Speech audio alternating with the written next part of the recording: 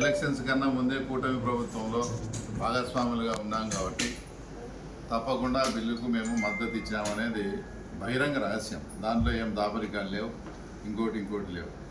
అయితే కానీ తర్వాత నిన్న ఒక 3 రోజుల కిందట అవినాష్ రెడ్డి గారు పులివెందులకు వస్తే ఆ పార్టీకి చెందిన కొందరు ముస్లిం నాయకులతో ఆయనకు శాల్వాలు కప్పించుకొని మీరు బాగా ఫైట్ చేశారు, మీరు బాగా పోరాడారని 100 మాయిదల మాదిరి అవినాష్ రెడ్డి గారి దగ్గర అంతా చెప్పుకోవడం.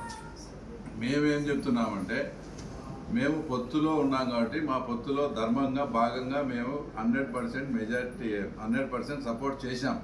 అయితే అక్కడ ఏదైతే ముస్లిం సోదరులకు కొన్ని ఏదన్నా ఇబ్బందికరమైన పరిస్థితులు తలెత్తుతాయేమో అని మా దగ్గర ఉండే ముస్లిం సోదరులంతా కూడా ఒక కమిటీ వేసుకొని దాంట్లో కూడా అంతా బాగా స్టడీ చేసి ఏ పాయింట్స్ అయితే ఏ విషయాలైతే ముస్లిం సోదరులకు ఇబ్బంది అవుతుందేమో అనేటి వాటికి కూడా పార్లమెంట్లో మేము ధైర్యంగా సవరణల రూపంలో చెప్పాం. ఒక 4 నుంచి 5 సవరణలు చేశాం.